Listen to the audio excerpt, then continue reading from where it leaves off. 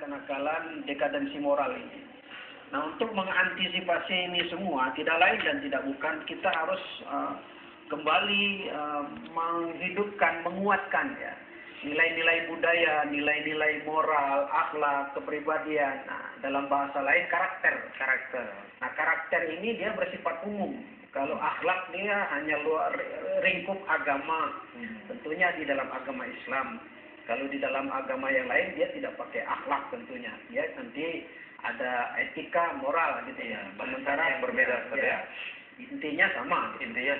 Nah, kalau kita melihat karakter itu adalah merupakan keaslian yang ada dalam jiwa seseorang tanpa ada semacam rencana sebelumnya.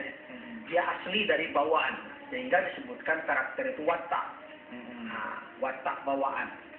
Jadi boleh katakan perangai, sifat.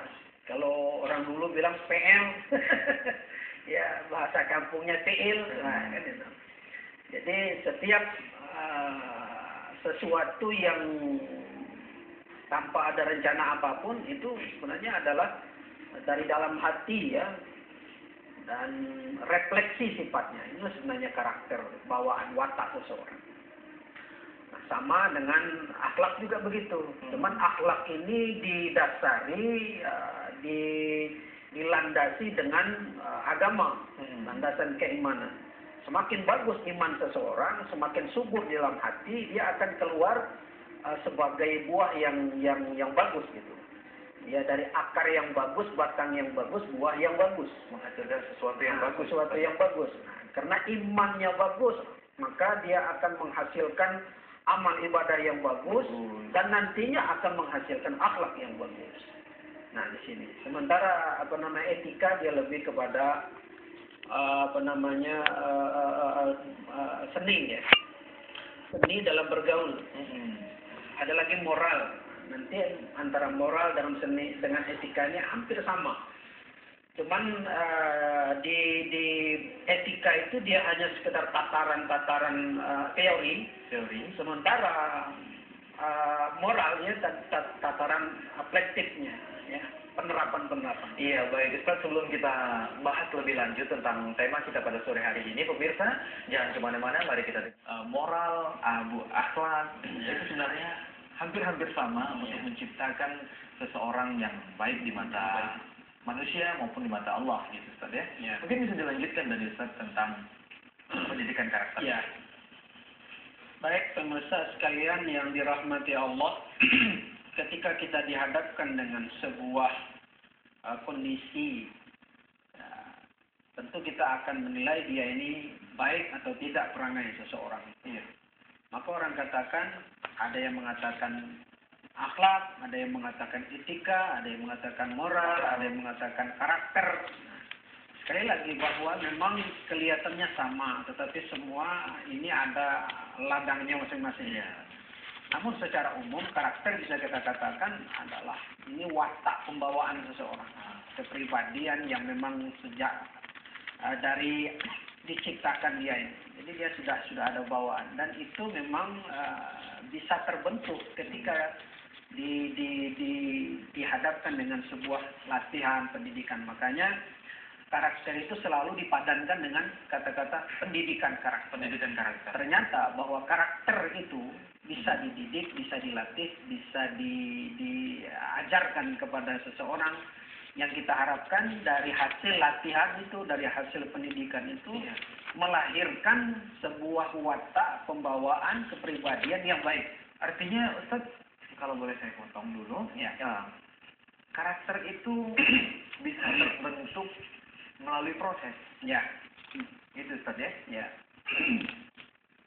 Nah, kita lihat bahwa karakter yang dicontohkan, yang ditauladankan, kita kembali kepada perspektif Al-Quran. Banyak orang bertanya di zaman Rasulullah itu, bagaimana sih Rasulullah? Bagaimana akhlak Rasulullah? Nah, dijawab oleh Aisyah, khuluquhu Al-Quran.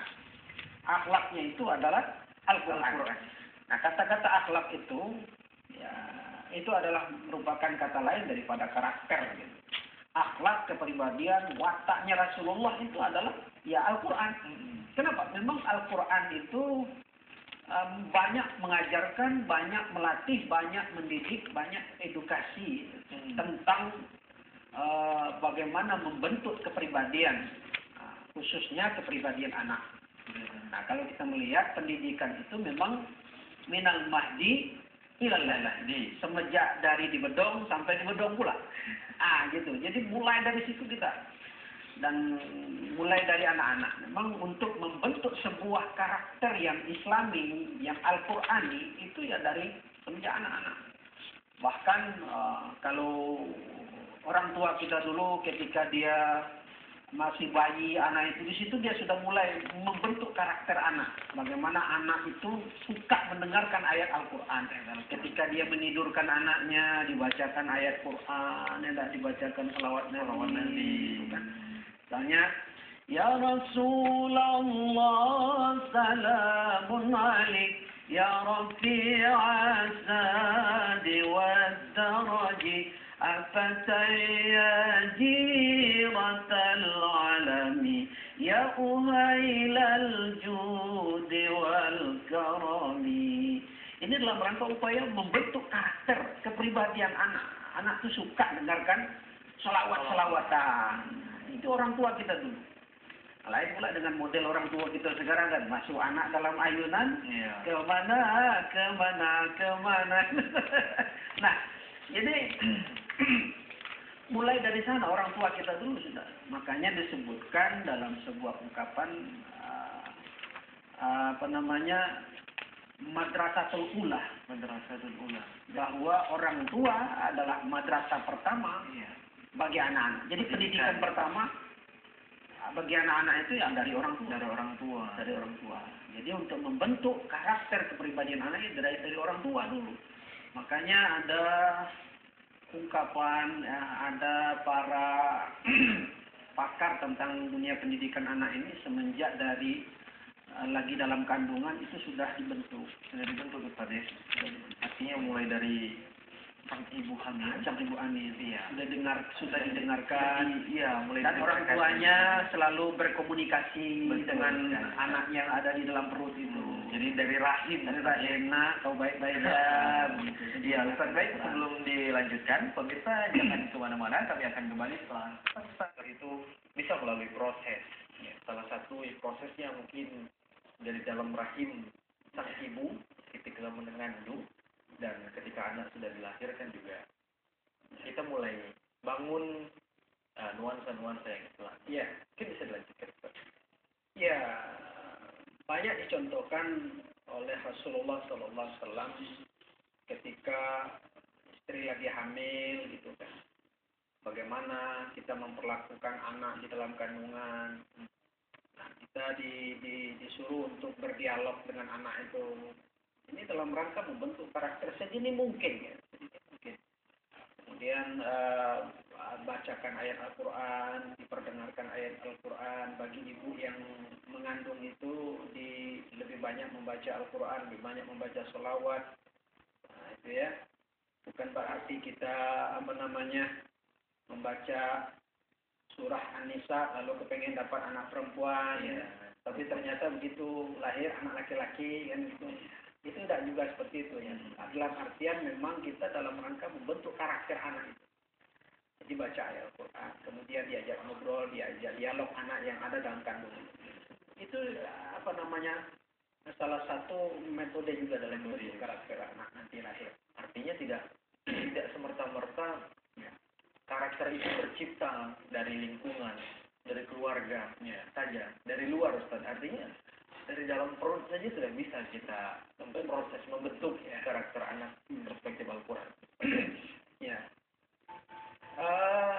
Untuk penerapan karakter itu sendiri, jadi ada sifatnya intern, ya, terbentuknya sebuah karakter watak anak itu ada yang memang sifatnya itu intern, intern dari dalam dia sendiri.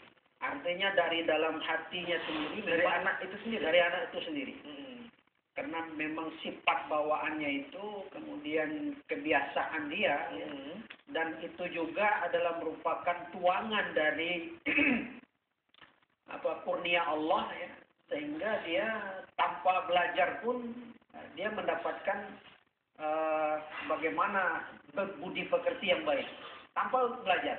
Karena itu memang ada tuangan dari Allah Subhanahu wa taala ke dalam hati nurani sini. Itu yang saya maksudkan dengan karakter yang memang ada sejak dia lahir. Itu bisa kita sebut dengan faktor turunan, Ustaz. bisa jadi Ustaz ya, karena faktor turunan. Nah, itu. Jadi saya katakan itu adalah bersumber dari intern dia sendiri, dari dalam dia sendiri. Jadi memang dari bawaan dia sendiri. Ada lagi dari luar, eksternal dia itu.